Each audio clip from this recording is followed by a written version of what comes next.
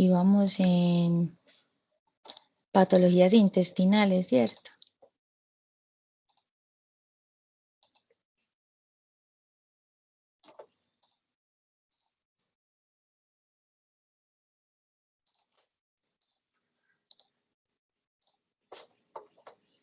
Bueno, la vez pasada habíamos dejado pues como en obstrucción intestinal, creo que eso fue lo último que habíamos hablado. Y ya vamos a hablar de patología vascular, que también pues recuerden que nuestro sistema tiene un amplio sistema circulatorio, ¿cierto? Entonces, así como en cualquier parte del cuerpo nosotros tenemos arterias, pues en el sistema digestivo también tenemos arterias, ya todos las conocen, y pues no son ajenas a que se presenten las enfermedades arteriales, pues propiamente dichas. En este caso, pues hablamos de enfermedades isquémicas o hablamos inclusive hasta de infartos, en donde hay compromiso completo del aporte de oxígeno, de la irrigación hacia el tejido. En el caso de las isquemias intestinales, digamos que de cierta manera pueden aparecer asociadas a, a varias patologías previas. Vamos a mirar. Cuando uno habla de un fenómeno isquémico, de pronto ya esto lo han tratado en otros sistemas, cuando uno habla de una isquemia es una disminución de la irrigación, que puede ser por causa de pronto de una estenosis arterial o porque hay presencia, digamos, de una placa de ateroma a nivel de la íntima y eso hace entonces que se reduzca la luz de la arteria, por lo tanto se disminuye la irrigación de oxígeno, pero dentro de la isquemia digamos que es una reducción marcada, pero finalmente ahí llega, poquito, pero llega. Cuando hablamos de infarto, ya quiere decir que hay un bloqueo completo de la irrigación, es decir, hay algo que está tapando, se cerró completamente, se colapsó la arteria, es un vasoespasmo severo, en donde finalmente entonces se cerró del todo el aporte, la irrigación y se disminuyó el fluido de oxígeno. Es decir, que el infarto ya implica que no haya aporte y secundario al infarto, pues habrá muerte del tejido. La isquemia, de cierta manera, nos está alertando a que probablemente en algún momento pueda esa arteria infartarse, pero todavía no, ¿cierto? Entonces, cuando nosotros tenemos episodios de isquemia, estamos sometiendo a la disminución de aporte de oxígeno, pero todavía no nos hemos infartado, es decir, todavía es un tejido viable y es una arteria que se pueda permeabilizar. Lo mismo pasa en todas las arterias del cuerpo, de hecho, en las arterias del corazoncito pasa lo mismo, uno puede tener isquemias subendocárdicas, miocárdicas, puede tener infartos de las arterias coronarias, de igual manera pasa en el sistema nervioso central, aparecen entonces los fenómenos trombóticos o isquémicos del sistema nervioso central, aparecen las extremidades, han visto ustedes una de las complicaciones de la diabetes es la enfermedad arterial oclusiva crónica, en donde se compromete la irrigación de una extremidad y asimismo pues pasa en el sistema digestivo. También hay condiciones en donde se puede comprometer esa irrigación y finalmente generar isquemias mesentéricas o intestinales e infartos mesentéricos e intestinales. Entonces, ¿cómo es la presentación clínica de esas entidades? Tenemos como dos formas, está la forma crónica y la forma aguda. La más difícil de diagnosticar y la más común es la crónica, la presentación clínica de la forma crónica. Es mucho más difícil porque puede parecerse a todo, es decir, el paciente en el momento en que somete a alguna actividad importante el sistema digestivo, y en este caso la actividad más importante es la comida, se aumentan los requerimientos de oxígeno. Acuérdense que por fisiología, cada vez que nosotros comemos, se aumenta esa permeabilidad casi en 8 veces su irrigación normal. Cuando nosotros comemos, al aumentar esa actividad y al verse entonces toda la arteriecita comprometida con un proceso isquémico, empieza a manifestarse con dolor abdominal. Por eso es que el paciente, por ejemplo, volvemos al ejemplo del coronario, cuando es sometido a algún esfuerzo, alguna actividad importante, refiere dolor en el pecho. De igual manera es en el abdomen. Entonces, la arteria empieza a tratar de responder a esa demanda de oxígeno que tiene que cumplir, pero no tiene por dónde. Entonces empiezan a generarse unas sustancias irritativas que finalmente causan dolor. Es decir, que el paciente después de comer presenta dolor abdominal. ¿Y eso a qué se parece? Cuando uno come y le da dolor de estómago, a un montón de cosas, o sea, cualquier cosa puede pasar y comportarse a sí mismo. Que uno coma y enseguida experimente molestia, fatiga, pesadez, dolor abdominal. Puede ser de una parasitosis, puede ser de un colon irritable, puede ser de alguno de los procesos obstructivos, puede ser una estenosis, mejor dicho, se parece a todos, puede ser algo inflamatorio, el paciente que tiene gastritis come, tiene dolor abdominal. Y lo mismo es en la isquemia mesentérica. ¿Qué hace la diferencia? El interrogatorio y los antecedentes del paciente nos pueden ayudar, digamos de cierta manera, a inclinarnos más por este diagnóstico. Si es un paciente, por ejemplo, hipertenso, si es un paciente con antecedente de enfermedad coronaria, si es un paciente con secuelas de un accidente cerebrovascular, pues vamos a tratar también de pensar que de pronto ese dolor abdominal tendrá en algo que ver con algo vascular, puesto que ese señor ha tenido como varios episodios previos como por ese mismo lado. Entonces, de pronto ese antecedente y ese que uno pregunta pues en la historia clínica pudiera orientarlo de cierta manera a sospechar este tipo de patologías. Ahora, ese dolor abdominal que se da después de comer, o sea, después de someter al intestino a una actividad fuerte, que en nuestro caso es la alimentación, es lo que se conoce como una angina abdominal. Es decir, un dolor anginoso es un dolor que ocurre después de una actividad fuerte. En este caso, como vuelvo y lo repito, es la ingesta. Eh, Cuando encontramos ya las manifestaciones de la forma aguda, esa es como la clásica, como la que quisiéramos todos encontrar en los pacientes, y es un dolor abdominal agudo, o sea, durísimo, que empieza desde el principio súper fuerte, en donde el paciente no quiere comer, no quiere moverse, es un dolor intenso, obliga a consultar. De hecho, no se dé con la administración ni de antiespasmódicos en la casa, ni de bebidas caseras, ni calientes. No, el paciente tiene tanto dolor que lo obliga a consultar. De hecho, si está dormido, lo despierta el dolor. Y esto son características importantes, ¿no? Cuando nosotros hablamos de semiología del dolor, cuando un dolor despierta a un paciente, es un dolor que se considera supremamente fuerte. No es un dolor que el paciente tiene un dolorcito, pero se durmió, sí, y pudo comer, sí, pues ya eso es un dolor como más llevadero, ¿cierto? Pero cuando hablamos de este tipo de patologías donde el dolor es tan agudo, tan intenso, el paciente tiene de entrada que ir a consultar porque no puede, no lo soporta.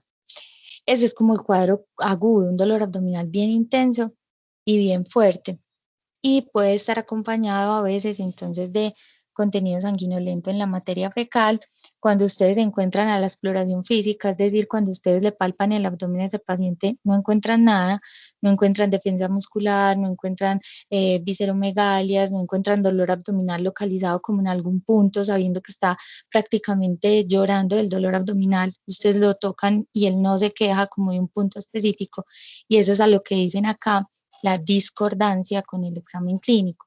Es decir, está muy sintomático y ustedes van a revisarlo y no está tan sintomático. Entonces, ¿cómo así que tiene este paciente? Sospechar entonces también que de pronto pueda tener una lesión vascular.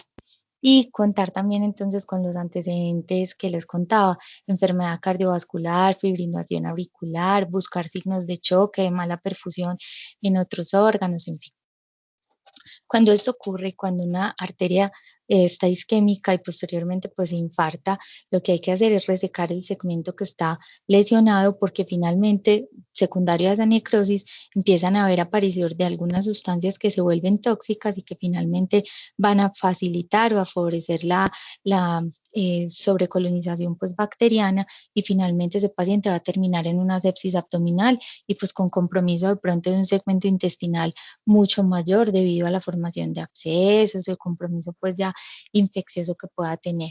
Entonces, en el momento mismo en que se diagnostica, finalmente el tratamiento pues es obligadamente quirúrgico, se hace resección, está impartado.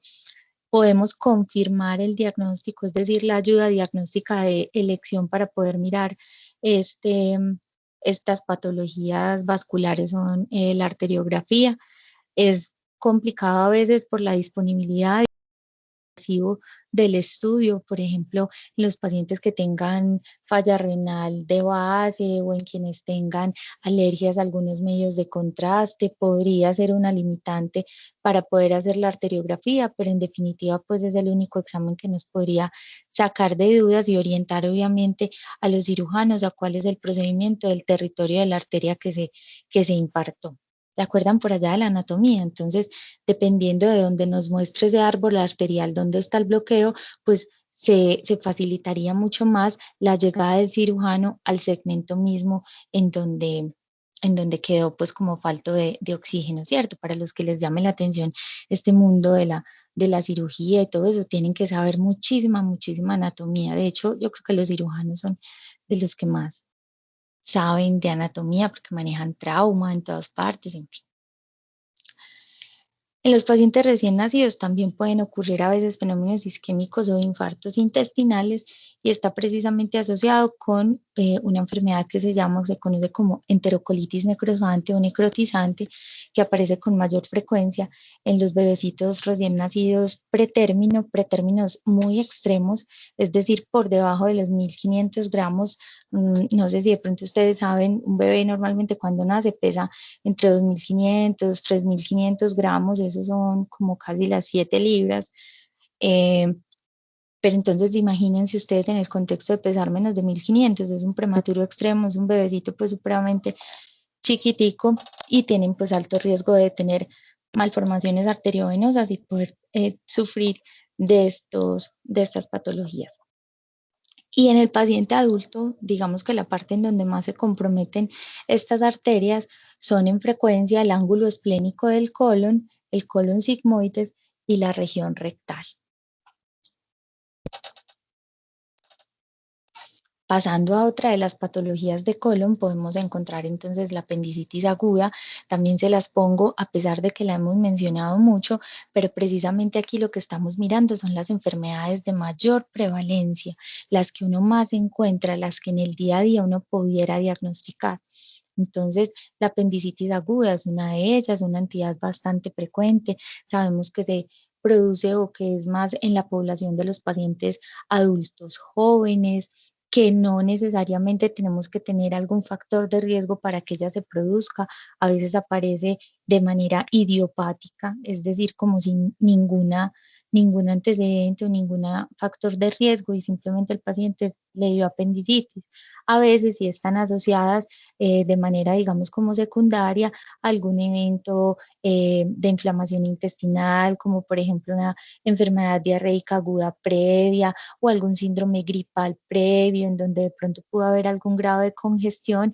Y recuerden que este órgano pues es como de respuesta inmune, pues porque tiene finalmente tejido linfocitario. Entonces, cuando hay congestión puede también edematizarse y puede generarse una apendicitis. También puede ser la causa obstructiva, porque de pronto algún fecalito o algún contenido residual sólido que se puede quedar incrustado en la luz del apéndice y cerrarla, y entonces empieza a generar inflamación, o por ejemplo con alimentos como semillas, en donde no son destruidos por nuestros procesos digestivos, ellas empiezan a migrar, usarse también en ese lado, pueden también empezar a ocluir la luz del apéndice y generar inflamación. Entonces miren que son como múltiples etiologías, cada una muy ajena a la otra, pues en general es como de malas que uno le da cosas como apendicitis. Eh, Tiene algunas fases, que estas sí no las hemos estudiado. Ella no empieza a ser pues como de entrada tan severa, sino que ya se va empezando a instalar en el transcurso del tiempo. Eso sí, nunca tiene episodio de mejoría, nunca mejora, sino que al contrario, con el pasar de las horas, antes peor se va volviendo el paciente y va teniendo más compromiso sistémico. O sea, signos de respuesta inflamatoria, se va volviendo taquicárdico, va teniendo fiebrecita, ya no quiere comer, puede vomitar, no hace popó, porque acuérdense que hacemos un hileo paralítico reflejo para tratar de evitar ese dolor, y en general se va volviendo mucho más fuerte el dolor y va migrando como a su localización habitual, que es la fosa ilíaca derecha. Entonces, con el pasar de las horas, se va instalando entonces en unas fases. Inicialmente va siendo simple o catarral, que es como una congestión que vemos acá en el número 1, luego se va volviendo flemonosa o fibrinosa, luego gangrenosa y finalmente puede perforarse. Cuando decimos perforarse es porque está rompiendo el peritoneo y puede entonces finalmente producir peritonitis. Esta peritonitis puede ser local, porque a veces puede haber una peritonitis localizada o una pelviperitonitis, o puede ser pues ya generalizada y encontrar un abdomen en tabla, pues ya con todo como la semiología de una peritonitis.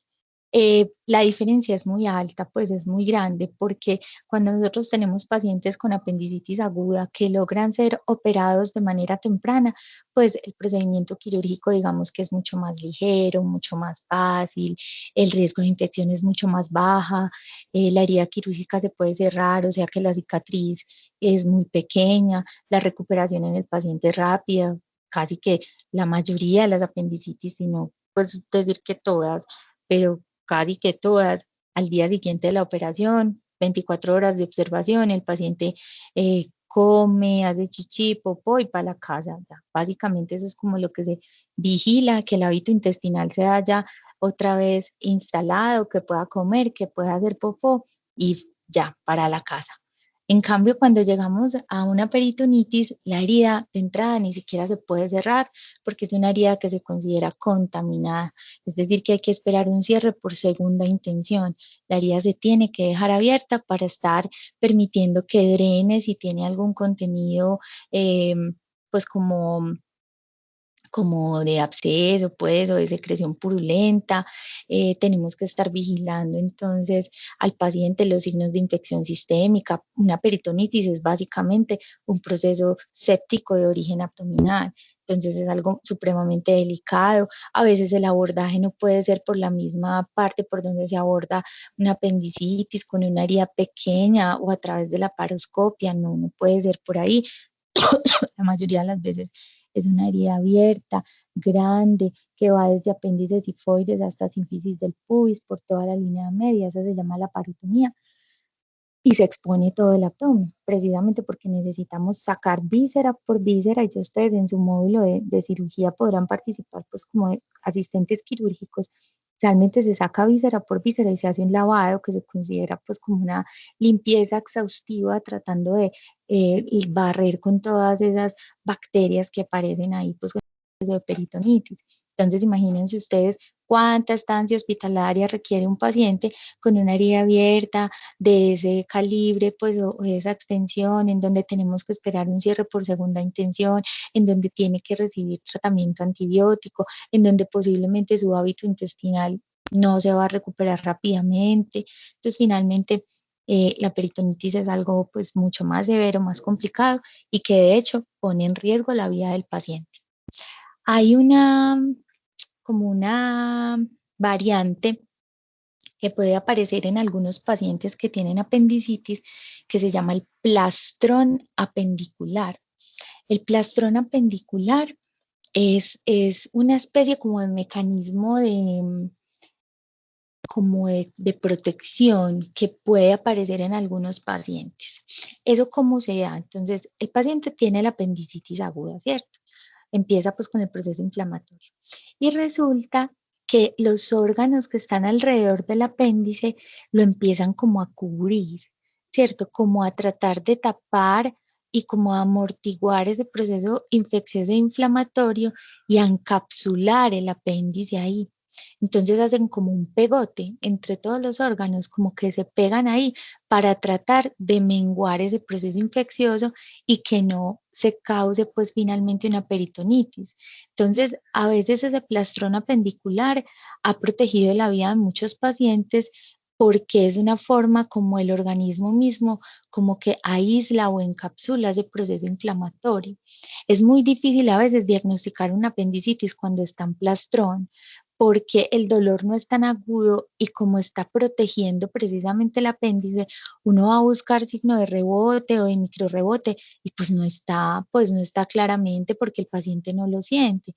Entonces es a veces complicado uno poder hacer ese diagnóstico en plastrón. A veces se demora más y a veces el paciente vuelve otra vez con signos inflamatorios, con fiebre, y le hace uno un rastro ecográfico rápido y se ve ahí la colección del plastrón, o con imagen pues a través de tomografía también se puede ver un plastrón, y finalmente el proceso es igual, es cirugía para liberar pues toda esa capsulita y pues obviamente sacar el apéndice, que es lo que le está produciendo al paciente el daño.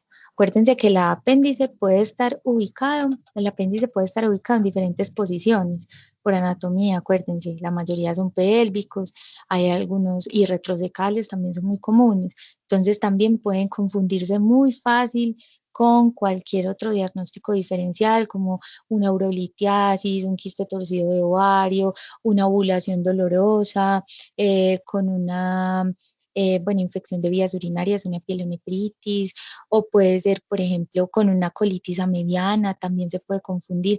Entonces, con un absceso del psoas, acuérdense que ya está encimita del psoas reposando, entonces por eso es a veces tan complicado hacer el diagnóstico diferencial, y a veces cuando es muy incipiente, uno prefiere dejar a los pacientes en observación, sin analgesia, ojo con esto, les va a servir mucho para siempre. Uno no debe empezar medicamentos analgésicos en un dolor abdominal en estudio, porque enmascara el dolor y enmascara la fisiopatología, no, la semiología que uno pueda encontrar en el paciente. Entonces, si uno empieza a meterle a un dolor abdominal que cree que es apendicitis, pero no está seguro, y lo empieza a manejar con tramadol, pues ese paciente ya no se va a quejar de dolor, usted cree que se alivia, lo manda para la casa, y al otro día es que regresa vuelto nada, que es como los cuadros de complicaciones que uno ve frecuentemente. Entonces, a los dolores abdominales, cuando uno no les pone el apellido, no les pone el diagnóstico etiológico, no les puede mandar analgesia, ni siquiera buscapina simple, ni siquiera un Dolex, nada, no les mande nada. Si usted no está seguro de qué tiene el paciente, no le mande nada. Espere a ver que la clínica le vaya mostrando cómo se va comportando ese dolor. Muchas veces, y esto pasa mucho, se ponen antiinflamatorios, se pone dipirona, se ponen opioides, el paciente se mejora por obvias razones y vuelve al día, a los 2 días, lleva vuelto nada. Entonces, la única indicación para poner analgésicos en dolor abdominal es cuando usted ya esté súper seguro del diagnóstico. Listo, esto para toda la vida les va a servir. Si usted no está seguro, no lo enmascare, déjelo ahí, déjelo si quiere ahí en urgencias, en observación, con unos liquiditos ahí, pues, pero no le diga que le va a poner nada para el dolor, porque usted necesita como médico estar muy seguro de que tiene ese paciente. Acuérdense que yo muchas veces les he dicho, el abdomen es el cementerio del médico general, es difícil detectar, hay patologías que se enmascaran, hay pacientes obesos con enfermedades abdominales y para uno como examinador se vuelve complicado. Hay mujeres gestantes que también se enferman de cosas del abdomen, les da igual apendicitis, les dan colelitiasis, colecistitis, entonces es muy difícil como examinador acceder a algunas exploraciones, entonces estar siempre muy seguros y ojalá pues uno tuviera todas las herramientas de imagen a la mano, a veces no, a veces sí, tratar de mirar de qué manera puede como resolverle más rápido al paciente, pero eso sí, no le empiece a meter analgésicos si usted no sabe qué tiene, ese es el peor daño que le puede hacer. Vimos otra patología que fue el megacolon aganglionar. Yo creo que de esto también ya hablamos, no nos quedemos aquí. Esta es la parte del megacolon que estaría pues denervado. Este es el megacolon que se genera secundario a esa denervación. Recuerden que lo que se hace es resecar el segmento denervado y conectar nuevamente entonces para que quede otra vez normalito. Es enfermedad congénita, se manifiesta como si fuera una obstrucción intestinal y se da pues como en los primeros meses de vida o días de vida. Los divertículos del colon, miren que ya hemos ido por los otros divertículos, ahorita vamos a meternos con los divertículos del colon, son esas dilataciones o sacos que aquí muy bien pues no los muestran, en donde hay dilataciones que comprometen inclusive la pared muscular del colon. En ese caso entonces lo que empieza a ocurrir es que esos divertículos pueden ir creciendo, creciendo o pueden obstruirse, por ejemplo en este caso vemos como hay un fecalito que es una bola pues de popó sequito que se puede incrustar y que puede cerrar la luz del divertículo, permitiendo entonces que este se empiece a inflamar, empiece a molestar, inclusive a infectarse, y ahí se vuelve sintomático. Entonces ustedes me pueden preguntar, profe, entonces uno puede tener divertículos y nunca darse cuenta. Claro, usted los puede tener ahí toda la vida y pasan desapercibidos si usted no se enferma, pero si de pronto tiene diverticulitis, que es el proceso inflamatorio, que puede estar o no asociado a infección, ahí sí se vuelve muy molesto. La parte o el segmento principal que se compromete del colon por divertículos es el colon sigmoides. Entonces, la clínica y es más en los adultos mayores, por encima de los 60 años, digamos que es como la edad en donde más empiezan a manifestar. Entonces, esta clínica de la diverticulitis es, hágase de cuenta que fuera una apendicitis, es decir, el dolor ahí localizado en la fosa ilíaca, pero en el lado contrario, ¿cierto? Porque estamos en colon sigmoides. Entonces es como un dolor en la fosa ilíaca izquierda que se puede irradiar hacia la región inguinal, a veces con dificultad para la marcha, en la medida en que va pasando el tiempo puede irse empeorando, puede estar acompañado también de síntomas sistémicos como taquicardia, hipertensión arterial por el dolor, fiebrecita, taquipnea por la fiebre. Entonces vemos signos de respuesta inflamatoria y el dolor pues a la palpación de la fosa ilíaca izquierda. En ese caso, pues los diferenciales también son muchos, infección urinaria, abscesos perirrenales, básicamente pues como muy similares a los de apendicitis. Lo que pasa es que este sí es más en los pacientes adultos, muy adultos. En cambio, ya vimos que la apendicitis era más como de pacientes jóvenes, ¿cierto? Adolescentes, adultos jóvenes. Como les digo, no quiere decir que un paciente viejito no le vaya a dar apendicitis, no, eso sí es falso. Lo que pasa es que la frecuencia, ¿cierto? Uno se orienta es por la frecuencia, eso es epidemiología. Y si tenemos, por ejemplo, un divertículo en un paciente joven, entonces vamos a decir, no puede ser divertículo porque es que está muy joven. No, no. Puede pasar. Lo que pasa es que la epidemiología nos ayuda como a encerrar dentro de unas características que es como lo más común, pero no quiere decir que en algún momento eso se vaya a salir de esas características, pues como descritas, pues o encontradas en la bibliografía. En este caso hay algo con divertículos, con diverticulitis hay algo y es que puede muchas veces ser susceptible de tratamiento médico. Es decir, tratamiento médico quiere decir que el paciente no siempre se tenga que operar, sino que a veces se deja hospitalizado, se maneja con analgésicos, se maneja con antibióticos, y el divertículo empieza pues como a disminuir su inflamación, su infección y finalmente el paciente se empieza a aliviar y se da de alta. A veces tiene tantos divertículos que el cirujano dice, no, qué bobada, pues eso es ahorrarle una cirugía ahora y darle de alta para que en 2 meses vuelva otra vez con diverticulitis, operémosla de una vez. Entonces se reseca igual, se reseca el segmento. En ese caso, cuando son cirugías de colon, la mayoría de las veces lo que se hace es hacer una derivación hacia pared abdominal, eso se llama colostomía, en donde se deja pues como un ano de manera pues como temporal a través de la pared abdominal. De pronto algunos han tenido pues como contacto con algún paciente que haya tenido eso y se puede hacer cierre de la colostomía. Se puede programar el paciente para que nuevamente pueda volver a unirse pues el segmento del colon normal y pueda tener una evacuación pues completamente normal. Entonces, para las cirugías de colon se ve mucho eso. Cuando uno dice ostomía es boquita, así como dijimos gastrostomía cuando por allá hablamos de sondas al estómago. Ostomía es boca. Ectomía es sacar, es retirar. Cuando uno dice colectomía es que le quitó un pedazo del colon, pero cuando uno dice colostomía es que abrió un huequito que va directamente a conectar con el colon, es decir, a través de la pared abdominal queda como un orificio, como les digo, pues temporal hasta que se pueda cerrar. Esto se hace mucho en los pacientes que tienen heridas por armas de fuego que comprometen el colon, los pacientes con cáncer de colon y los pacientes con divertículos del colon quedan con colostomías temporales que luego la mayoría de las veces se pueden cerrar, otras veces son definitivas. Esta es la imagen histológica. Miren qué hermoso se ve este divertículo. Este es el colon, ¿cierto? y está en la invaginación que se produce por esa dilatación del divertículo. Se ve súper lindo, miren, acá se ve pues así toda la invaginación, que es esto mismo. Es esto mismo que vemos acá. Lo que pasa es que ya aquí lo estamos viendo en la histología y miren cómo en esa capa muscular también se compromete y sigue el hueco y está la luz del divertículo, que es esto.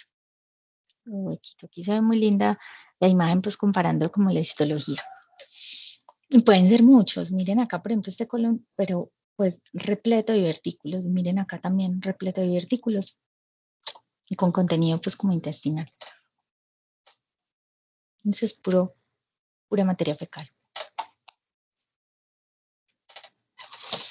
Otra de las enfermedades del colon, entonces, es la enfermedad inflamatoria intestinal, que también la tocamos por allá cuando hablamos de diarrea. Es una de las principales causas de diarrea crónica, es decir, episodios de diarrea que son prolongados. No es una diarrea autolimitada, es un paciente que todo el tiempo tiene diarrea. Todo el tiempo tiene diarrea. Puede ser al menos un episodio en el día, pero siempre es una deposición blanda, permanente en el tiempo. Entonces tenemos dos eh, causas de enfermedad inflamatoria intestinal. Una se llama enfermedad de Crohn y la otra se llama colitis ulcerativa o colitis ulcerosa. Las diferencias en cuanto a la clínica no son pues como muchas, se presentan muy parecidos. Los dos tienen distensión abdominal, deposiciones diarreicas, pueden tener pérdida de peso, experimentar partes como de un síndrome de mala absorción. Entonces en clínica se parecen mucho. Las diferencias, digamos, ya como histológicas y todo eso, pues ya como determinadas, sí son varias. Entonces, en la enfermedad de Crohn tenemos que las lesiones que ocurren pueden ser lesiones salteadas, es decir, que podemos tener segmentos de colon que puedan estar sanos y que puedan estar respetados. Pero resulta que en extensión, la enfermedad de Crohn puede alcanzar a ir hasta el intestino delgado, produciendo una duodenitis, ¿sí? Entonces, además de comprometer el colon, también puede comprometer el duodeno, produciendo entonces también duodenitis y en algunos casos había reportados también como esofagitis, también secundarias como enfermedad de Crohn. Entonces no sabemos hasta qué punto esa misma fisiopatología pueda comprometer pues más segmentos intestinales tan altos. En cambio, en colitis ulcerativa, digamos que el compromiso no sube tanto, pero la lesión sí es mucho más profunda y es continua. En la colitis ulcerativa es continua, todo el segmento del colon que se compromete y además aparece, como su nombre lo dice, úlceras y en ese caso, pues entonces ahí podrían haber episodios de sangrado frecuente con las deposiciones y orientarse más como a la parte de la disentería, aunque a veces hay úlceras que no sangran, ¿cierto? Y que pueden estar ahí. Entonces, estas son como las dos enfermedades importantes. Alguna vez les había mencionado, la etiología que más se ha estudiado es la etiología autoinmune para el origen de estas patologías, es decir, generar autoanticuerpos contra las células del colon y que finalmente haya destrucción de la mucosa y daño y perpetúe pues como el proceso inflamatorio. De hecho, estos pacientes lo que se utiliza es terapia con inmunomoduladores, se puede iniciar con esteroides, a veces con medicamentos biológicos y como les contaba también pueden tener varios cambios dentro de su estilo de vida al estar pues bajo la terapia inmunosupresora, ser mucho más susceptibles a infecciones gastrointestinales, bueno y no solo gastrointestinales, también pues como de cualquier sistema y les cambia un poquito la vida, pero finalmente es una enfermedad que es relativamente agradecida con el tratamiento. Hay algo importante y es que hay una tendencia a que en el transcurso de los años puedan evolucionar a producir o a convertirse en un factor de riesgo para carcinoma colorectal. Y eso es verdad, es decir, que ellos tienen como más predisposición a más adelante, con el pasar de los años, poder tener cáncer de colon. Entonces, por eso estos pacientes pues no se abandonan, sino que frecuentemente se siguen estudiando para mirar cómo está la enfermedad, si está controlada o no, si tiene otras lesiones que de pronto parezcan sospechosas para estar haciendo biopsia. La única forma entonces como de estar haciendo ese seguimiento es a través de la colonoscopia, que es a través de la herramienta por donde también hacemos el diagnóstico. La colonoscopia, pues se toma la muestra, se hace el estudio histopatológico y confirmamos que el paciente tenga alguna de estas dos y se hace también el seguimiento de las lesiones a través de los años. Bueno, ya que dejamos entonces como de lado la patología inflamatoria del colon, ahora nos vamos a meter pues con el tema de las masas. Vamos a iniciar entonces mirando como de los pólipos. Recuerden que los pólipos son lesiones, así como los divertículos, que pueden aparecer en cualquier del tubo digestivo. Con mayor frecuencia entonces aparecen en la parte colorectal, también en el esófago, en el estómago y con menor frecuencia en el intestino delgado. Estas lesiones son como protuberancias que crecen hacia la luz, contrarios a los divertículos que van como hacia las paredes. Los pólipos crecen como hacia adentro. Pueden ser sésiles o pedunculados, esto es dependiendo como de la forma. Cuando hablamos de pólipos sésiles quiere decir que no son, están como completamente adheridos a la superficie. Yo les hago por acá un dibujito. Por ejemplo, esta es la pared y va a crecer el pólipo. Un pólipo sésil es más o menos como esto. Como que la base no está muy bien definida, como que son pólipos planos, como muy adheridos a a la pared, pues a la luz del intestino, pues del órgano. Pero los pólipos pedunculados son estos que tienen como un tallito. Tienen como un tallito y ya luego aparece el pólipo. Es algo más o menos como así. Eso quiere decir sésil y pedunculado, como la forma. El sésil es el que parece plano, que está ahí como pegado, y el pedunculado es el que tiene un piececito, un tallito del cual está sostenido el pólipo. Y pueden ser de diferentes tipos, neoplásicos como los adenomas o no neoplásicos como los inflamatorios, amartomatosos y hiperplásicos. Vamos a mirar. Vamos a hablar primero de los buenos. Entonces, los hiperplásicos aparecen con mayor frecuencia entonces en los pacientes mayores. Ellos se dan porque precisamente en estos pacientes adultos mayores hay como se da de manera tardía el recambio de la mucosa que normalmente pues está generando, y en los pacientes adultos mayores pues este proceso también se va volviendo un poco más lento, por lo tanto se va como acumulando el tejido, van creciendo y van generando hiperplasia.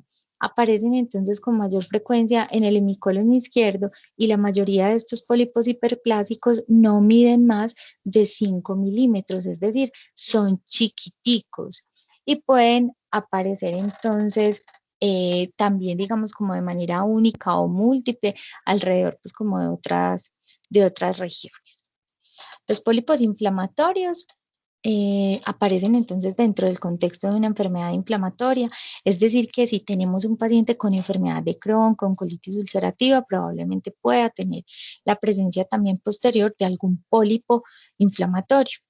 Tiene pues como una triada característica dentro de la clínica que se da por rectorragia, descarga mucosa y adicional a eso pues entonces en la colonoscopia se encuentra la lesión inflamatoria.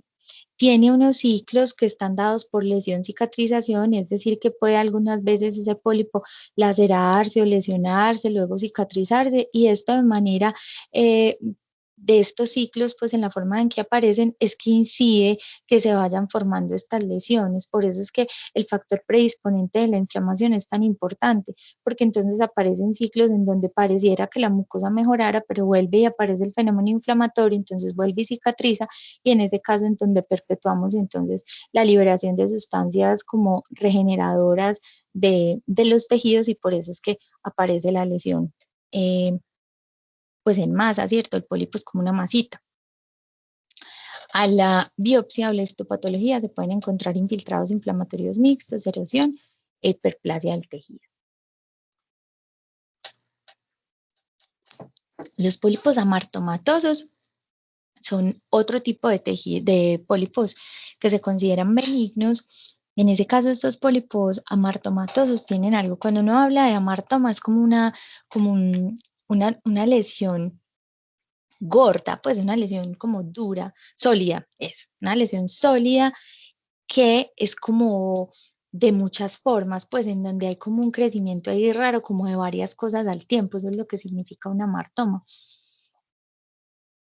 Ahí estas están asociados pues generalmente a otros síndromes y como les digo, se trata de una lesión benigna, a pesar de que sea como sólida y como con diferentes tejidos ahí implícitos, finalmente es una lesión de curso benigno.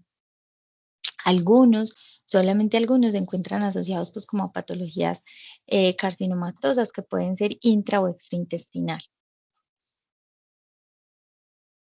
Bueno, algunos de esos síndromes entonces que pueden generar pólipos amartomatosos, entonces aparece los pólipos juveniles, la enfermedad polipoidea juvenil, que se da principalmente en los niños menores de 5 años, la mayoría de esos pólipos aparecen de ubicación rectal y por consiguiente entonces pueden cursar con rectorragia. Pueden manifestarse, por ejemplo, como intususcepción, prolapso o obstrucción intestinal. Ya intususcepción la hemos hablado, acuérdense que la vimos la clase anterior como una causa de obstrucción intestinal, es esa que se remanga como el intestino uno sobre el otro y puede ser causa de obstrucción en los niños. Miren que esta enfermedad es de niños. Cuando son, por ejemplo, en número pueden estar bastante presentes, es decir, que por ejemplo podemos encontrar territorios del colon donde haya más de 100 pólipos, entonces en ese caso sí lo mejor es hacer una colectomía y del 30 al 50% de estos pacientes que tienen la enfermedad polipoidea juvenil pueden desarrollar adenocarcinoma de colon antes de los 45 años. Entonces hay que estar supremamente pues pendientes del seguimiento de estos pacientes porque no sabemos cuál de todos esos va a caer dentro de ese 50% que puede ser eh, carcinomatoso, ¿cierto? Aparece otro de los síndromes que se asocia a estos pólipos y es el síndrome de Peutz-Jeghers. Es un síndrome autosómico recesivo que aparece, digamos, como en una etapa un poco más grandecitos, pues como rodeando la edad de la adolescencia, aparecen entonces las lesiones digestivas, que son pólipos, pero además de eso, también el paciente tiene una hiperpigmentación mucocutánea.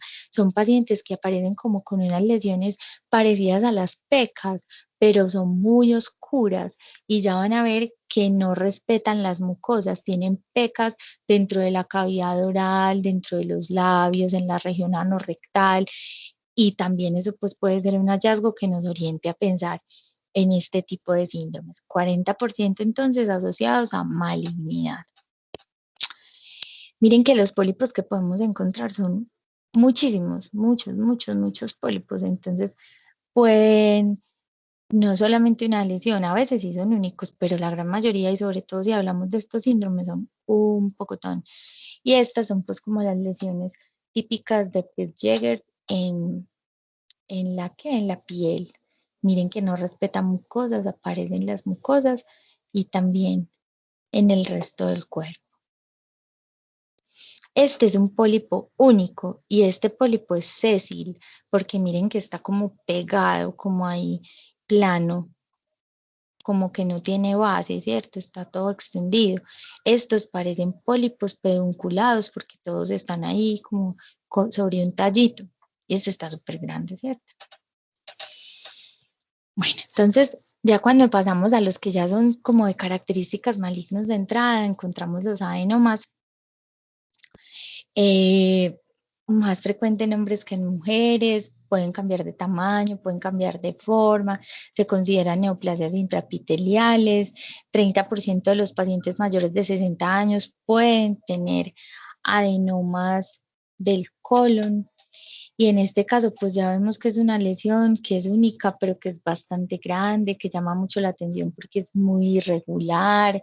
La mayoría de estas lesiones miden más de 2 centímetros, pueden cursar asintomáticas y ese es el riesgo tan grande que a veces no sangran, entonces el paciente no se queja porque tiene sangrado en las deposiciones, no duelen porque no tienen componente inflamatorio, no pasa nada, entonces pueden evidenciarse inclusive como hallazgos incidentales en una colonoscopia. Incidentales que uno se lo encuentra como sin querer queriendo, como sin culpa. Dice uno en la colonoscopia por un estudio cualquiera y finalmente encontró tenía semejante adenoma, pues muy de buenas que se lo poncharon ahí, pero a veces no es fácil hacer la detección por síntomas porque a veces son silenciosos. Este cuadrito es un cuadrito en donde se resume como varias pues, de esos síndromes poliposos, en donde vemos pues como varios de los que acabamos de estudiar. En general, entonces, péguenle una repasadita. Recuerden que esta parte de los genes pues no la tienen que estudiar, pero por lo menos sí la edad de la presentación les va a ayudar bastante como para de pronto orientarse de manera hacia hacia alguno en especial. No sé si de pronto dentro de los casos clínicos les tocó alguna lesión tumoral del colon en este salón. Con eso, pues de pronto pueden también basarse como sobre el diagnóstico y empezar a estudiar la fisiopatología también. Y ahora entonces vamos a pasar a la parte entonces del carcinoma colorectal. Recuerden que con el estómago hacían parte pues como del top 5 de las neoplasias malignas en Colombia. Entonces miren que dentro de ese grupo selecto de esas neoplasias, nuestro sistema digestivo está aportando dos enfermedades que son supremamente graves. Cáncer de colon, cáncer de estómago. Y los otros, pues creo que los han visto también en sistema reproductivo. Eh, para ser como puntual como sobre estos términos importantes, cuando uno dice carcinoma, es una neoplasia maligna relacionada principalmente como con adenocarcinoma, es decir, con el tejido glandular. Cuando ya tenemos un adenocarcinoma es porque nos está involucrando glándulas, es decir, como mayor invasión hacia la submucosa. Y cuando hablamos de un carcinoma escamocelular o escamoso, es porque está comprometiendo principalmente pues como la parte del epitelio, ¿cierto? No ha llegado como a invadir más profundidad. De cierta manera, el adenocarcinoma pues es como más agresivo, pero finalmente el escamocelular no es un tumor benigno, también es un tumor maligno que probablemente con el tiempo también va a ocupar una extensión importante. El carcinoma in situ, pues es el que no ha invadido todavía la parte muscular, el que se considera que está como encapsulado, como su nombre lo dice, muy en su sitio, muy ahí, muy puestico, y que a veces se puede resecar y el paciente no tener ninguna lesión en ninguna otra parte. Y está el carcinoma invasivo, que es aquel entonces que ya ha sacado como piecitos, que ya ha ido sacando extensiones y que se ha ido regando, por eso, porque alcanza entonces la región de la submucosa, porque es, por ejemplo, es un adenocarcinoma y por lo tanto la capacidad de diseminación es mucho mayor. ¿Se acuerdan que yo por allá les había mencionado una clasificación tumoral, que es la TNM? Normalmente como médicos generales no les va a tocar hacer esa clasificación, pero ustedes más o menos, según el estudio histopatológico que les lleve el paciente, ustedes sí le pueden decir más o menos, esto está demasiado maluco o esto está maluco, pero puede haber algún procedimiento valioso. Entonces, cuando nos traen alguna biopsia de un resultado de un carcinoma in situ, digamos que de cierta manera ahí hay muchas más esperanzas para una recuperación completa en el paciente, pero cuando nos hablan de un carcinoma invasivo, ya tenemos que explicarle que posiblemente ha migrado y ha hecho siembras a otros órganos, en donde ya finalmente tendremos que mirar cuál es el compromiso puntual de cada uno para poder ofrecerle esas terapias de tratamiento al paciente. Por eso es que no todos son susceptibles de lo mismo. A veces los pacientes les llegan a uno con unas historias súper raras, ¿no? Es que mi abuelito le dieron 3 veces cáncer de no sé qué y él está vivo y tal cosa, y ahora mi tía le dio un cáncer una sola vez y la mató, eso fue que no le hicieron bien, eso fue negligencia médica. Muchas veces no, acostúmbrense a no hacer como comentarios imprudentes en donde se pueda quedar como ahí en entredicho las conductas de los colegas, traten mejor de ser calladitos y si ustedes opinan otra cosa diferente, pues opínenla y mándenle otra cosa, pero no le hagan sentir a los pacientes como si no les hubieran hecho lo que necesitaban, porque es que eso es muy frustrante. Pues si ustedes se ponen en el lugar del paciente, debe ser muy triste que uno acuda por una ayuda y que después le digan que no le ayudaron en nada, sino que antes lo perjudicaron. Yo creo que eso lo termina uno de enfermar mucho más. Entonces, traten de ser prudentes y si tienen alguna conducta que no compartan, pues desde como lo académico, discútanlo y encuadren otra vez a sus pacientes, pero no, traten de abstenerse de esos comentarios tan malucos. Uno a veces ni los dice, pero con la cara les está diciendo, no, pues qué bruto el que le vio, no, traten de que no, y esto se empieza a cultivar desde que están así, desde que están chiquitos, porque uno mismo ve en las rotaciones que a veces tienen asperezas con otros estudiantes, hay una competencia y de hecho el estudiante de medicina es muy competitivo, pero la competencia debe ser algo sano, no puede ser que se tiren pues los unos entre los otros bien horrible, no, antes hay que tratar de cultivar ese buen trato desde chiquitos.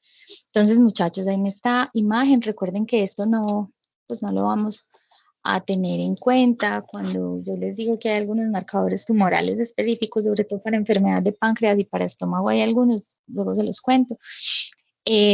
Vemos cómo entonces va cambiando y va invadiendo de diferentes maneras, pues, el tejido. Acá vemos, pues, así como veíamos con los cortes histopatológicos de cáncer de boca, alcanzamos a ver algunos de estómago, también acá, pues, en cáncer de colon vemos algunas imágenes que nos están demostrando cómo es la manera, pues, de la forma de esa invasión.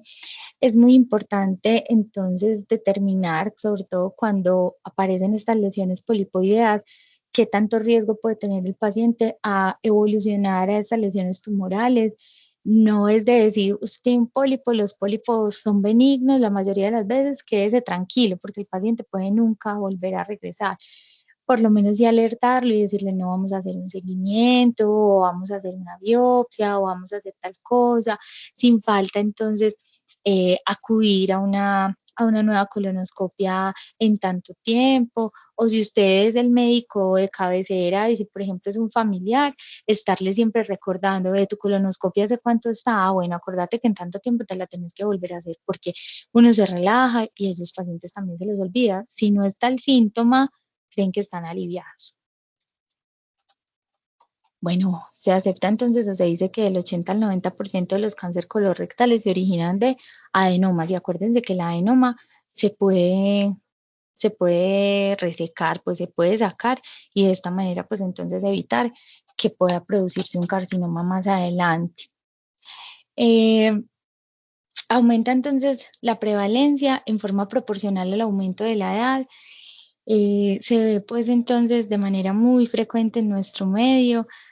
Hay un aumento bastante grande con la década de los años, de los 50 años, es decir, en ese momento es donde más el paciente está o se consideran población de riesgo para desarrollar la enfermedad. Entonces, por eso es que hay una prueba tamiz que se deja para específicamente estudiar a estos pacientes. Cuando uno dice prueba tamiz, es una prueba que está dirigida para la población sana, es decir, población asintomática, en donde yo quiero mirar, se llama también examen pesquisa, porque yo quiero mandarle una prueba a ese paciente y mirar a ver de esos pacientes sanos cuántos casualmente resultaron siendo enfermos. Y es lo mismo que pasa, por ejemplo, con una citología vaginal. Se hace para todas las mujeres en edad fértil y se hace para todas por igual, sin saber si están enfermas o no. La mamografía es otra prueba de tamizaje, se le hace a todas las mujeres por encima de los 50 años, tienen que tener una mamografía, un estudio mamográfico. ¿Para qué? Para tratar de mirar a ver cuántas de esas sanas pueden estar enfermas. Y lo mismo pasa con esta prueba de tamizaje de cáncer de colon, que es la sangre oculta en heces. Entonces, en teoría, les digo en teoría porque a veces en la práctica se nos olvida, todo paciente por encima de los 50 años debe tener un estudio de sangre oculta en heces. ¿Qué quiere decir eso? Que en una muestra de materia fecal vamos a buscar a ver si tiene sangrado. Sangrado que no sea visible macroscópicamente, o sea que el paciente no diga, ay, hice popó con sangre, no, sino que esté oculto, como su nombre lo dice. Entonces ese examen necesita una preparación o una dieta especial durante más o menos 4 días. Más o menos, acuérdense que según las horas por fisiología, cuánto tiempo puede estar un alimento con nosotros acompañándonos en todo el recorrido, acuérdense que puede sumar hasta 72 horas y si tiene tránsito intestinal lento, pues mucho más. Entonces, por eso es la dieta como de los 4 días antes de recoger la muestra, precisamente previendo todos esos tiempos que van estando los alimentos con nosotros. Básicamente, esa dieta se debe hacer libre de alimentos que puedan confundirse en el estudio como con sangre o que puedan marcar positivos para sangre, siendo realmente un falso positivo. Por ejemplo, un paciente no puede comer morcilla, no puede comer remolacha, no puede tomar jugo de mora, creo que el limón también es un marcador de sangre oculta positiva. Entonces, ya digamos que cuando ustedes le van a ordenar la muestra, siempre tener como las recomendaciones del laboratorio a la mano para decirle, vea usted, pero se lo tiene que hacer así y tiene que cumplir estas recomendaciones para tomar la muestra, porque si no, como les digo, pueden haber marcadores positivos y que resultan siendo simplemente cambios en la dieta que ha tenido ese paciente.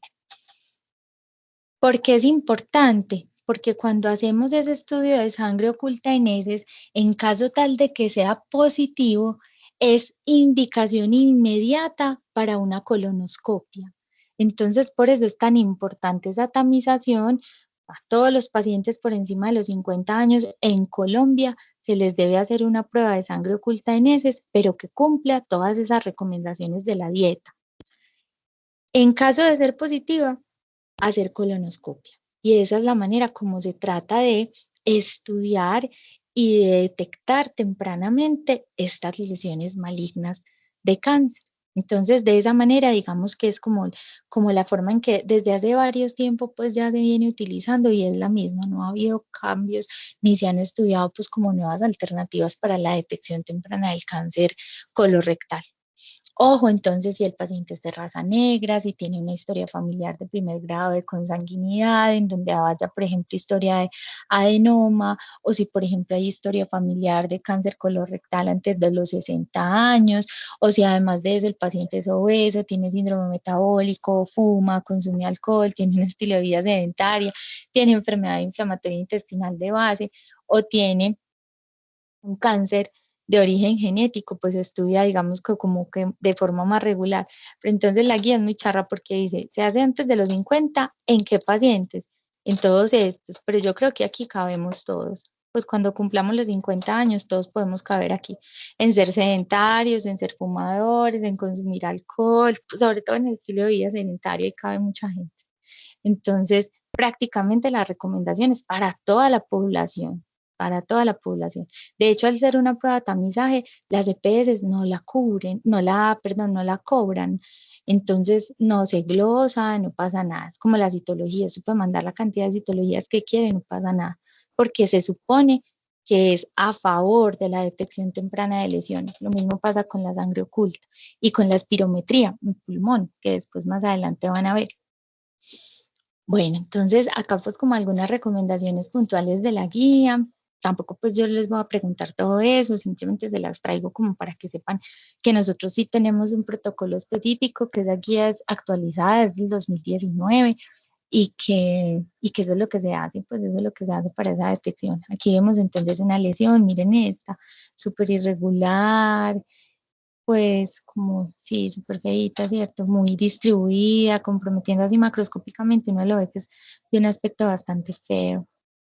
Y esta otra, pues peor, ¿cierto? Miren, acá está maluco, entonces, bueno, en fin, esas lesiones se biopsian y ya se hace pues como el seguimiento al paciente y se eh, orienta hacia el especialista pues que más le convenga. Eso es muy importante. Y todos pues como los profes, inclusive pues entre nosotros, pues los médicos tratamos de como de ser muy juiciosos con esta parte, pues de la remisión de los pacientes. A nosotros es donde nos llegan pues prácticamente todos los chicharrones y ustedes cuando estén ejerciendo se van a dar cuenta que hay gente que tiene un montón de cosas y que tiene un montón de trámites y un montón de cosas sin resolver o ya resueltas y unas historias pues súper, súper de tramitología y de un montón de cosas, hay un llamado a la pertinencia, que realmente le va a cambiar la vida al paciente. Usted se va a dedicar a mandar un montón de exámenes que usted ni siquiera sabe para qué son.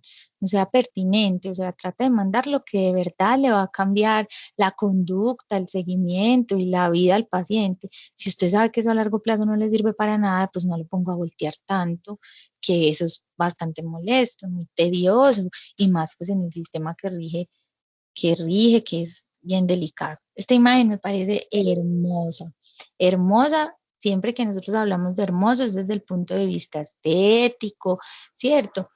No desde el punto de vista como pacientes.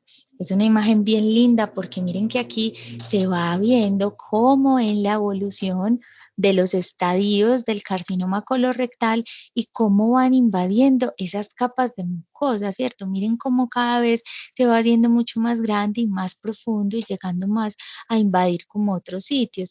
Miren que inclusive ya cuando llega a la capa de la adventicia por donde están todos los vasos y por acá en la submucosa donde están, miren que es que los linfáticos son lo peor porque llegan hasta la submucosa, o sea, los linfáticos es por donde más rápidamente tiene contacto esa masa mala y esas células empiezan chun, chun, chun, a infiltrar ahí, empiezan a pasar y a viajar por los linfáticos a todas partes. Pero miren que cuando ya se va volviendo más grandecita es cuando ya va teniendo también acceso al espacio pues vascular propiamente dicho de venas y arterias y también por ahí se puede diseminar. Entonces, miren cuánto tiempo se puede tardar en empezar desde el estadio 0 hasta el estadio 4, dependiendo del grado de diferenciación. Acuérdense que ya vimos que por histología uno puede tener diferenciaciones que son muy lentas o puede tener diferenciaciones muy rápidas y muy altas. Entonces, dependiendo del comportamiento del tumor y de la agresividad, pues entonces se dice que tiene pues como tanto tiempo para irse degenerando y volviéndose peor.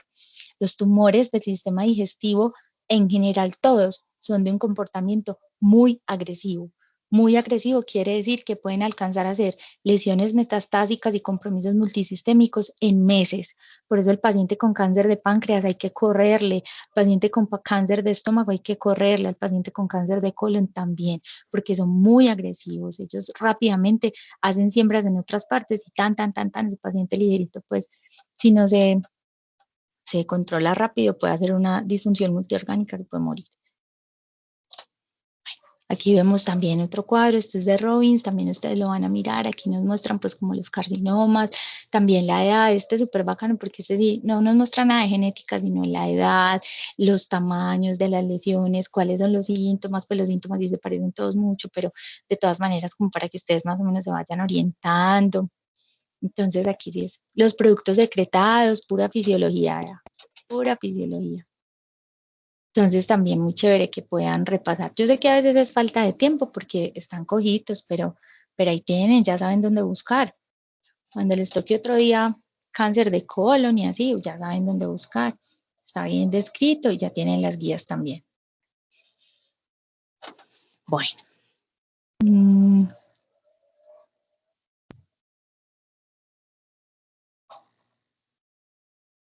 Yo quisiera, a ver, bueno, dejemos hasta acá.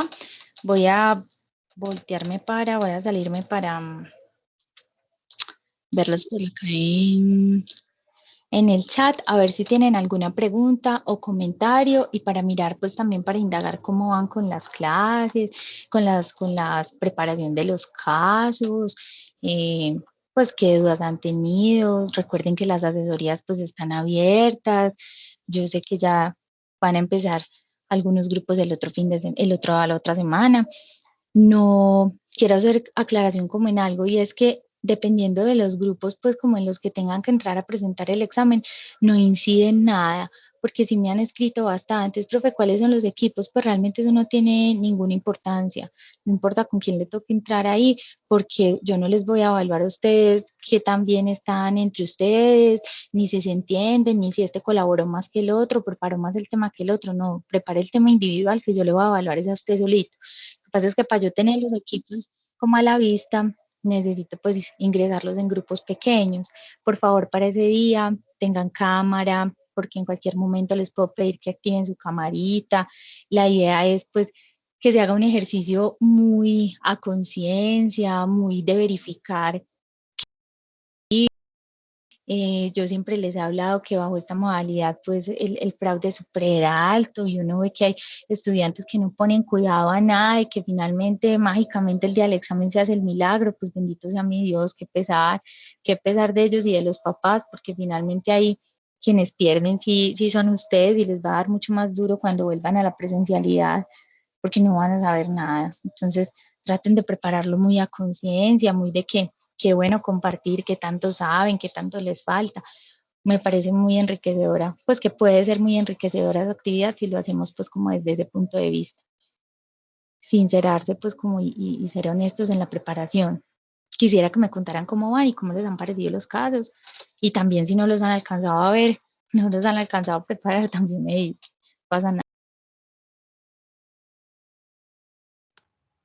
Profe, pues yo le cuento que por mi parte he estado pues preparando otros parciales y ya a partir de hoy ya estoy concentrado en digestivo. Entonces me excusa que no le pueda pues como decir nada al respecto. Listo, no, está bien. A mí no, como yo les digo, o sea, conmigo se pueden sincerar. Yo aquí no estoy mirando quién estudia más, quién estudia menos, esos procesos son personales, pero sí es mi deber como profe, pues cantaletearlos un poquito, decirles que sean juiciosos, que preparen ustedes solitos las cosas y todo. Pero yo también como Oscar pues no he tenido tiempo de mirar, pero sí, pues después de hoy que nos toca lo último de Inmuno, ya ahí sí full para también con los casos. Y le quería preguntar que cuando nos, pues de pronto la listica de los días que nos toca, ¿cuándo nos la enviaría? Ah, bueno, listo. Yo trato de tenérselas para este fin de semana. Pues igual, yo creo que lo voy a hacer en el orden de mentiras. No, ¿saben qué? Hagámoslo también rifado. Los grupos los voy a hacer así por el orden de la lista. O sea, los primeros días, los segundos días, los terceros días, ta, ta, ta, ta. Y ya después, cuando vamos a hacer pues como el ingreso, nosotros tenemos desde el martes y el viernes, ¿cierto? Cuando vamos a hacer el ingreso el martes, entonces... eh, abrimos una ruletica para que rifemos. De hecho, les vení, espérense un momentico, nosotros tenemos el martes y el viernes. Sí, profe, 1 y 4 de diciembre. Sí. Ah, bueno, entonces, espérenme, ve, Alejandro me cambió la foto, tenía unas gafitas, ya no tiene gafas, véalo, y Melissa también por acá hablándome. Bueno, entonces yo les iba a preguntar, mmm, ¿les sirve que se los deje para el 3 y el 4? O peor,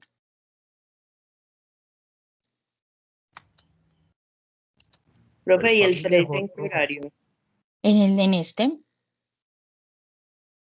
En el mismo horario de la clase. sí, Sería entonces jueves 3 y viernes 4. sí. Pues, profe, si quiere, deme un momentico, yo hablo con los muchachos por el grupo y ya le confirmo. Ah, bueno, tranquila, sí, no hay problema, porque también podemos hacer así, podemos, digamos, terminar el encuentro, pues nuestros encuentros del martes, que ya terminamos ahí con hígado y páncreas, terminamos clase y dejamos y evaluamos el jueves y el viernes. Ese podría ser también, pues, como una opción. Si la quieren tomar, me cuentan cómo están, pues, como de ese tiempo. A mí me gustaría, de todas formas, como dice Meli, pues que la mayoría defina. Sí, claro, ¿no? Entre ustedes ya conversan por si de pronto les interesa, podemos. Podemos también dejarlo para esa fecha, pues jueves y viernes me parece también bien. Bueno, y bueno, no sé qué más, no sé qué más tenía como importante para comunicarles, no, yo creo que nada más. Ya Profe, solamente. sería que el examen sería el 10 entonces. Al final, Sí. sí, esa última semana, entonces nosotros no tenemos encuentro académico y lo quieren dejar para el jueves 10. Sí, yo creería que sí. Y estoy mirando, ¿se acuerdan que yo les había hablado de una actividad de laboratorio opcional? Esta es voluntaria. Eso no implica ni va a incidir en ninguna nota porque de hecho lo voy a dejar para tratar de hacerlo el viernes 11. Para el que pueda estar interesado y que quiera asistir, de hecho va a ser la misma fecha como para todos los salones. Eh, yo creo que vamos a hacerlo el viernes 11. Estoy sujeta pues como a la disponibilidad del laboratorio. a ver si ese día estoy todo el día en la facultad y pues cada horita estar ingresando una tandita de estudiantes como para hacer un repaso y para pues practicar algunas cosas de sistema digestivo, como para ya darle finalización al curso. Entonces estoy pendiente de la confirmación, sería pues como para ese viernes 11. El examen sí, Mary, lo podemos hacer el jueves 10, no hay ningún problema. Listo, Lo profe, yo podemos creo hacer que el jueves 10. lo del caso clínico para el 3 es un sí. Aquí Listo. pregunté y nadie ha dicho que no. Y Nadie pues ha dicho nada distinto, sobre listo. el mismo horario de clase, entonces yo creo que no habría ningún problema, incluso mejor, porque pues para nadie es un secreto que el 30 de noviembre es bastante difícil estudiar pues con todo lo de la alborada y la pólvora y todo. Entonces Listo. yo creo que también es un buen cambio. Y entonces igual para ese día sería lo mismo el caso, cualquiera pues de los casos clínicos que vimos, oral y ya dijimos entonces que va a ser sorteo, ¿cierto? Exacto, entonces sería sorteo, entrarían en grupos de 10 y ese mismo jueves entonces nos encontramos normal acá en el espacio de la clase. Hacemos pues como la rifita para mirar el grupo que inicia y ya empezarían a presentar y los otros pues los dejaríamos para el viernes 4. Listo, pero entonces no sabríamos quiénes son el jueves y quiénes son el viernes, sino que No, porque lo todo voy a ya hacer es así hecho. pues como al azar, sí. Listo, profe. Profe, Hola. la metodología del caso clínico es como un examen oral o hacemos alguna preparación de una diapositiva o dos o qué tenemos que hacer básicamente. No, todo va a ser preguntas así orales. Muy buena Ah, tu aclaración, porque sí deben tener, es como saber interpretar qué es lo que le está pasando a ese paciente, a la luz de todo lo que hemos visto. No me interesa saber, o sea, sí tienen que tener una orientación clínica o diagnóstica, pero no decirme puntualmente o adivinarme cuál es el diagnóstico y de pronto que con eso ya ganaron. No, realmente ese no es el interés. Muy importante sí que la diagnostiquen, pero lo más importante es saber explicar qué fue lo que le pasó a ese paciente, desde todo, desde la fisiopatología, desde la embriología, saber qué le pasó, listo. O si perfecto, tiene, profe. por ejemplo, algún componente ahí, que hay algunos casos que de pronto tienen algún medicamento o que les mencionan puntualmente como algo, saber entonces, ve, ese medicamento, por qué se lo utilizaron en él, por qué lo hicieron, por qué tal cosa, pues como ir más allá, investigar el porqué de cada una de las cosas que les presenta el caso.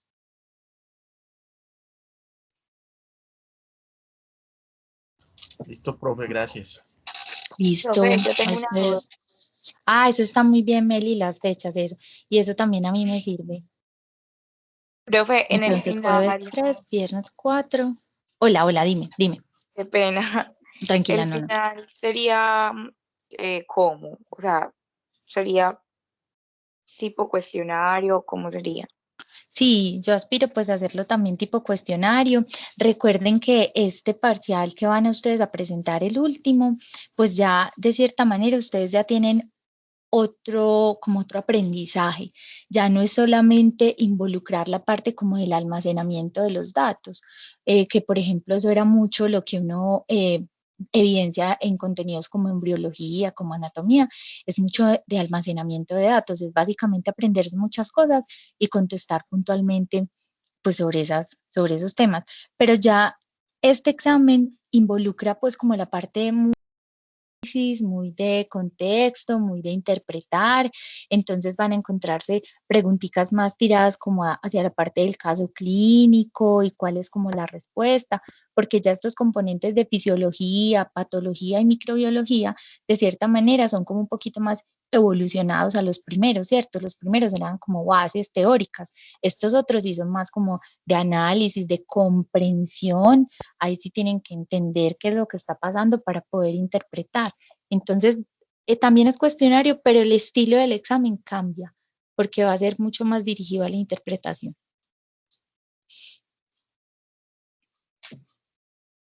Profe, ¿me confirma por favor el porcentaje de los casos clínicos? Qué pena. Sí, todo vale igual, 33.3333. Eso vale el primer examen, eso vale en los casos y eso vale el último.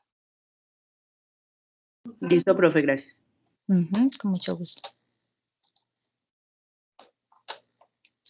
Jamie, ¿entra anatomía y todo en cuál? En el de los casos clínicos, pues como ahí estamos agrupando un caso, tú lo debes orientar frente a todos los componentes. Entonces ahí de cierta manera sí está implícita la anatomía. Para el final, pues no, ya digamos que eso es un saber previo. El que no sabe anatomía de pronto le va a quedar un poquito más complicado entender patología, ya esos son saberes previos en donde ustedes pues ya demostraron medianamente haber tenido la competencia, pero que finalmente si usted no sabe anatomía ni aprendió embriología, pues le va a tocar estudiar más fuertecito la parte de fisiopatología y patología, porque esos son saberes que debe tener previos para poder afrontarse a los otros módulos. Entonces, de cierta manera, también estamos ahí evaluando la anatomía.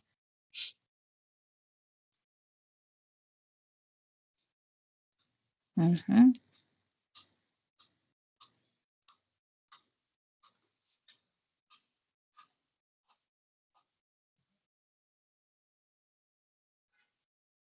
Bueno, dentro de las patologías, miren que si ustedes revisan cuando puedan sentarse con el libro al frente y ustedes empiecen ya a preparar el examen, van a ver que no vimos pues como todas, no. Yo traté pues como de orientar más hacia las que son más comunes, más típicas, sin embargo, son bastantes. Si uno se pone a hacer la lista de las patologías, yo les he dicho, eso suma más de 150 enfermedades, incluidas las de microbiología, ¿cierto? Entonces son muchísimas, pero digamos que aquí orientamos pues como a lo que uno más ve, patologías neoplásicas, de vías biliares, inflamatorias, infecciosas, no nos dedicamos pues como a ver los síndromes que son muy raros, pues porque en frecuencia no son como tan habituales, pero de todas maneras, pues como quería que supieran pues eso como puntual, cuando vayan a preparar el examen, pues hagan énfasis en lo que vimos, sacan el librito, se leen la parte de fisiopatología, todas las cosas pues que aparecen ahí, según, vea, por acá me llegó el mensaje de Laurita, en este momento podemos trabajar el 11, el laboratorio, los que quieran asistir, los reservé de 9 a 4, entonces sería interesante pues que para la organización, quienes de pronto sí les interese, pues me hagan saber quienes quieran para yo empezar a conformar los grupitos y el horario. Sería de 9 a 4. Y ahí vamos pues, a reservar. Ya, listo. Perfecto. Luego entonces le mandamos correo, le escribimos por aquí, hago una lista que nos Ay, propone. Meli, como usted quiera, me parece muy bien lo de la lista. Me ahorrarías mucho si me haces ese favor. Que me Listo. hicieras una listica y ya yo los acomodo pues como en el horario. Ustedes son el 01, entonces arranquemos con ustedes en la mañana. De 9 a 4, empezamos con el 01, luego distribuyo 02 y luego el 03 más tardecito. Sería ese día como dedicado a todos los laboratorios. Dime. Serían 10, 11, 12, 1, 2, 3, 4. Serían 7 horas, ya 3, más o menos 2 horitas por grupo. Seríamos nosotros entonces entre 9 y 11. O Más o como menos, sí, podrían ser así y pueden entrar máximo, creo que son 10 estudiantes. No sé cómo le estarán haciendo las otras, creo que Laura me dijo que eran como 10 estudiantes día por sala. 10, día 10 por Por sala. sala. Ujú. Listo, yo puedo hacer inclusive simultáneos, pues si por ejemplo llegan a ser 2 grupos, 3 grupos, pues podemos reservar 2 salitas para poder hacer como en simultánea los laboratorios y hacer. Ya voy a reservar entonces los equipos y el 11 entonces los que quieran. Profe, esos laboratorios se van a transmitir de pronto. Pues no he evaluado esa posibilidad, pero pues yo creo que sí, no habría problema, pues igual nos conectamos allá por Teams para los que de pronto no puedan asistir. Bueno, profe, gracias. Ujú. Después para el valor y listo. Listo, entonces voy a confirmar por acá. Listo, Laurita. Bueno, lo de los casos son los que usted envió y cualquiera de los 5 nos puede tocar. Sí, señora, así es. O a cada uno de nosotros es diferente. Sí, o sea, dependiendo del grupo donde usted le toque, pues le puede tocar cualquiera de los 5. Mejor dicho, palabras más, palabras menos. Estudie súper bien, súper bien, súper bien esos 5 casos, porque cualquiera de esos le puede tocar a usted.